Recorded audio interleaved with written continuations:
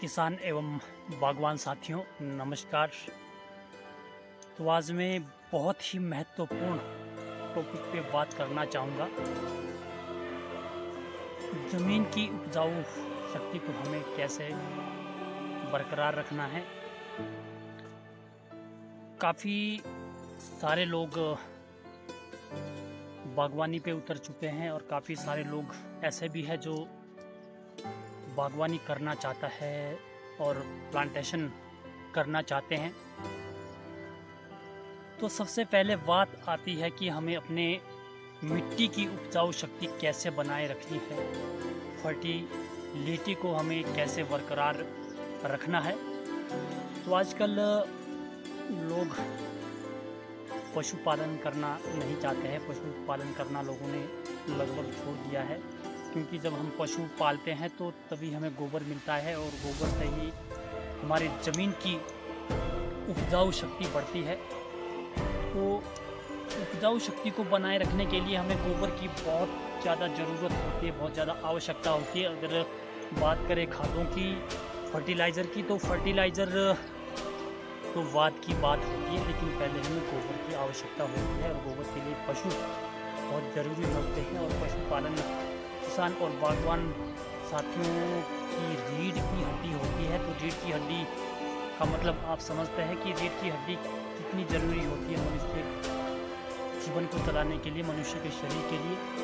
तो वैसे ही मनुष्य का तालमेल और पशु का तालमेल एक दूसरे से जुड़ा हुआ होता है, क्योंकि पशु के हमें बहुत सारे फ़ायदे होते हैं।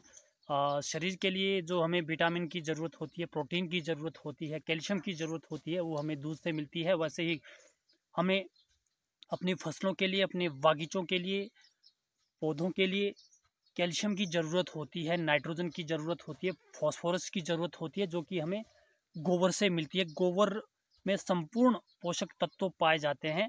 और ये बात अलग है कि हमें थोड़ी बहुत खादों की ज़रूरत होती है। अगर हम 100% खादें डालें, अगर गोबर पर्याप्त मात्रा में है, तो हमें लगभग 25-30% ही खादों की ज़रूरत होती है। हालांकि बात आती है जीवामृत भी लोग डालते हैं, तो जीवामृत भी उतना ज़्यादा काम नहीं कर पाएगा। जीवामृत भी तभी काम करेगा जब हमारे खेतों में गोबर है। तो आप जैसे देख रहे हैं, हम अल्ट्रा हाई डेंसिटी पे काम कर रहे हैं। एक तो प्रोडक्शन के लिए, अच्छी पैदावार के लिए हमें न्यू टेक्नोलॉजी पे वर्क करना पड़ेगा। नैनो टेक्नोलॉजी को हमें इस्तेमाल करना पड़ेगा।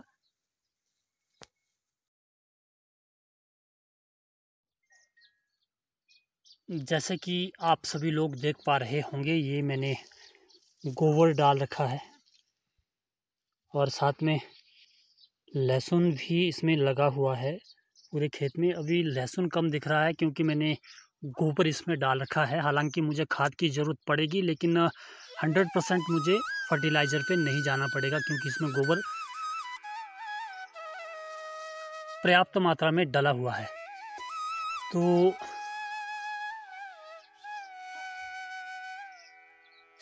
आप देख रहे हैं, तो इससे गोबर हमने डाल रखा है। तो गोबर के बाद हमें इसमें फर्टिलाइज़र डालना पड़ेगा, लेकिन उतने ज़्यादा फर्टिलाइज़र की ज़रूरत नहीं पड़ेगी कि 100%। मान लो जहाँ 10 कट्टे हमारे फर्टिलाइज़र के लगते हैं, तो वहाँ 2-3 कट्टे से ही हमारा काम चल जाएगा। तो अधिकतर प्रोटेक्शन के लिए हमें गोबर की ज़रूरत पड़ेगी और एक हमें नैनो टेक्नोलॉजी पे जाना पड़ेगा। अगर जैसे आप देख रहे हैं यहाँ पर, ये मेरी रो है, 4 फीट का डिस्टेंस है। तो एक रो के बाद फिर दोबारा दूसरी रो को घना कर दिया जाएगा। जैसे ये दूसरी रो मेरी है, तो यहाँ पर 2 पौधे के बाद एक पौधे को खाली छोड़ दिया जाएगा।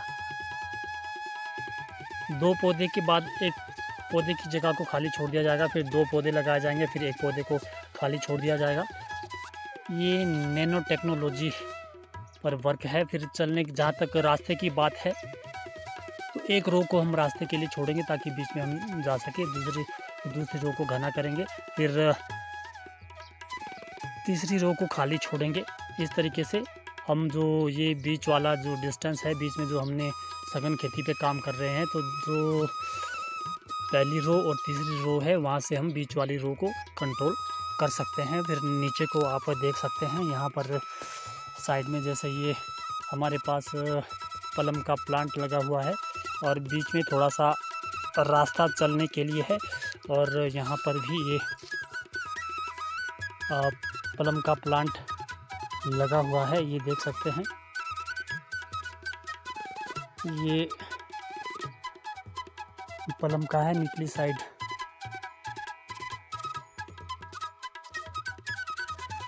को है।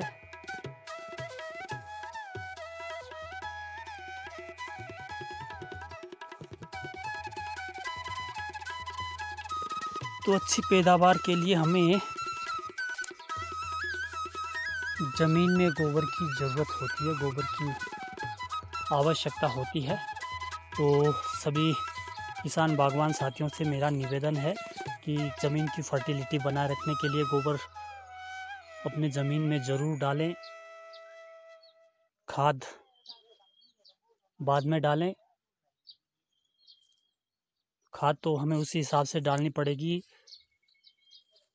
वही खाद हमें डालनी पड़ेगी जो कि हमारी ज़मीन को ज़रूरत है, जिस खाद की हमें ज़रूरत है। अगर नाइट्रोजन की कमी है तो नाइट्रोजन ही डालें, अगर पोटाश की कमी है तो पोटाश डालें, लेकिन उससे पहले हमें गोबर डालना पड़ेगा। अगर एड हमारे पास है, जैसे बकरी का गोबर जिसको बोलते हैं, तो बकरी के गोबर में पोटाश भरपूर मात्रा में होती है, तो बकरी के गोबर को भी आप अपने बागीचे में डाल सकते हैं। तो ये थी मेरी आज की वीडियोज़ मिट्टी की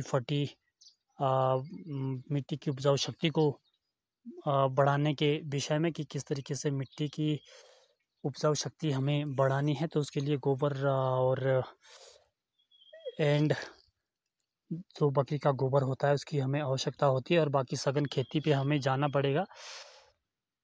और तो जैसे कि आप देख रहे हैं कि ये इस तरह की प्रूनिंग टेक्निक हमारे बगीचे में होती है। तो इस तरह पे हम अपने अल्ट्रा हाई डेंसिटी पे, नैनो टेक्नोलॉजी पे वर्क करते हैं।